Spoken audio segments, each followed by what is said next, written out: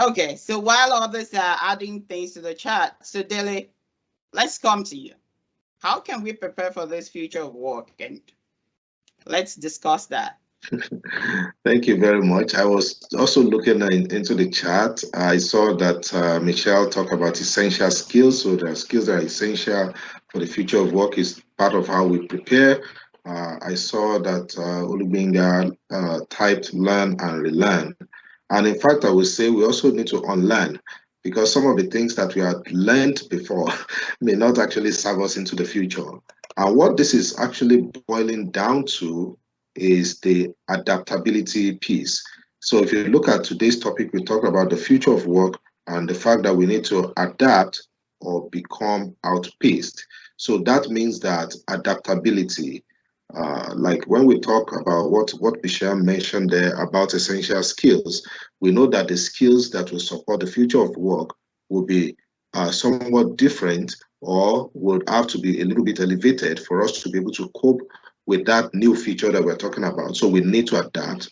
And I wanted to mention this in terms of preparing for the future of work or how we can prepare for the future of work. Gone are those days when people start in a single career discipline and they stayed in it for 35 years. Our parents did it. I know that for a fact. So you'll see people that say, oh, yeah, they're retiring after 35 years or after 40 years. But that is not the case again today. Things have changed significantly. I personally cannot see myself in a single thing for 35 years. That is like a lifetime of practicing something. Many of us will veer into several disciplines in our career life. And it doesn't matter what we study in school. What we study in school or the foundation that we have for our career is only a preparation for us to be able to adapt. So we will see education more from learning the fundamentals. It's most just going to school so that we can acquire that basic foundational knowledge so that we are able to pivot into different things as we face the future of work. So, and in fact, I like to use you as an example, Ruth, if you don't mind. I remember that your training and your professional experience right from the beginning was in geography and also geographic information systems. I know that your bachelor's, your master's were in geography, your professional certification in GIS. I know that for a fact. But today, you are a quality system manager in a consulting company. So part of the question is, how does somebody who started as a GIS scientist pivots into becoming a quality system manager? I remember those days of transitioning when it was just volunteering to do some continuous improvement work. And then gradually it was like 50% of your time on continuous improvement. And before we knew it, you continue to make that shift until you got fully into quality management and continuous improvement. And it became a full career for you. And that is how it's going to happen to many of us, is the adaptability. You know, when things are changing around us, how well are we prepared to be able to make a shift, to be able to shift our grounds from what we've always known, what we've always done. In the future, we will see a lot of people, and maybe this is already happening, people that will train as maybe a pharmacist, but they will pivot into maybe data science at the end of the day because they use a lot of big data in their work and then they take interest in the statistical aspect of work and stuff, and then they start doing data science as the mainstay, as the main part of their work. We'll see people that will start as mechanical designers and they will later become renewable energy experts. And that is possible because if you're a mechanical designer, we know that for those renewable energy systems, whether it's a battery or it's wind turbines or whatever it is, we need people in those different fields of engineering. And there will be people that will take interest in the business side of it, and then they become experts in the area. So we'll see all these things continue to go on, which require adaptability. And I like to also say that, in fact, most of the jobs of the future are not currently taught in schools anyway. Just think about it. And we may have opportunity to discuss that later when we talk about skills. But the truth is that a lot of the skills or the talents or the knowledge that we require to drive the future of work may not be taught in schools as traditional disciplines today. And it means that it's not just individuals that will need to adapt, even organizations need to adapt, academic institutions need to adapt, all of us need to adapt. And okay, let me give you an example, a question. If I want to become a cloud engineer or someone working in cloud computing, what am I supposed to study in the university? So when most of our universities are just mostly electrical engineering, mechanical engineering, it's computer science, and it's all of that. So you will see that a lot of people that are practicing as cloud engineers or practicing in cloud computing today add some other kind of foundations, but during their career, they begin to pivot into it. Only a few institutions, maybe today I was checking Purdue University in Canada, having some kind of foundational bachelor's or something in cloud computing, but it's not available everywhere. And that is the same with most of the disciplines of the future. They are not just available yet in many of the institutions. So many of us will have to grow through it and ensure that we are shifting in the direction that things are going. And saying that, okay, I don't want to be on social media, I'm not that computer savvy, or I want to maintain my privacy, I don't want to be online. In the future, all of us are going to be online. That is the truth.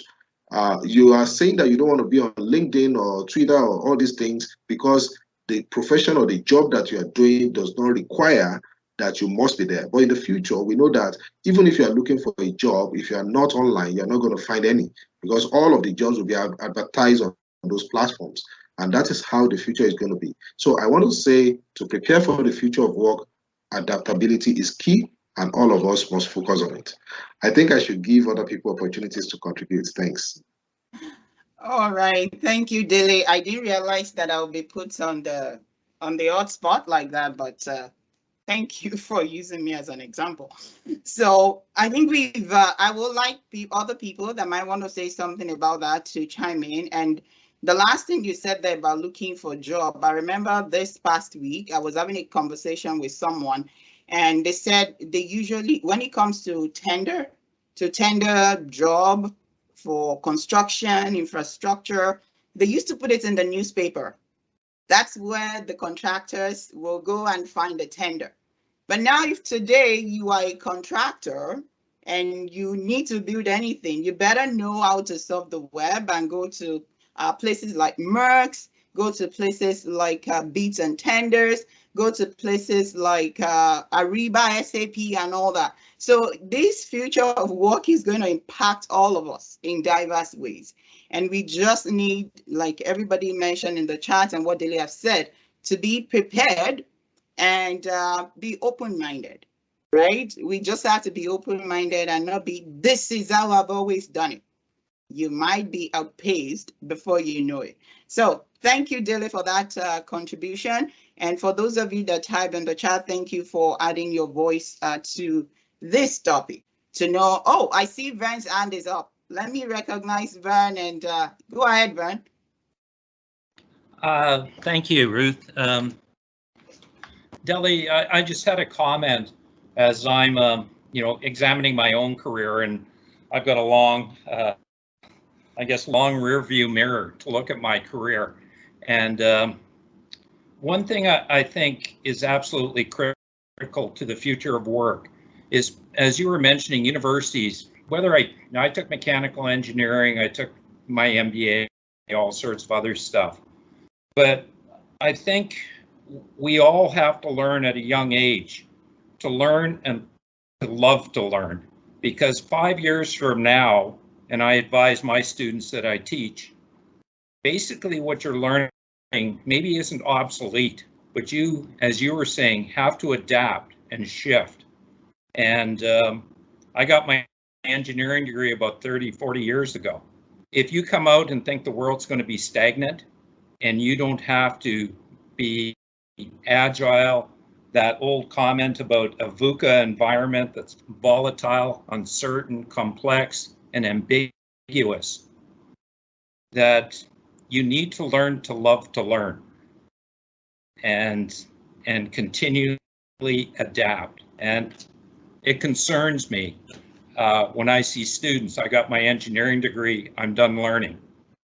That is concerning going forward. So I just wanted to make that comment that us as individuals, what are we passionate about? Are we passionate about evolving, as you're saying, learning, understanding the environment? How do I fit into that environment as we go forward? So that's long-winded. I'll end it there. Thank you. Thank you, Vern, for that contribution. And yes, like that was what I was saying. By I know some people in the room might have a long rearview mirror to even evaluate what we're talking about, what used to be when they were in school and what it is right now, and how we all have to keep, I love what you said. You need to love to learn. So it's not I don't think it's by choice anymore, except if you don't want to participate or play where other colleagues of yours might be playing, but you just have to. Thank you for adding that comment. That we appreciate that.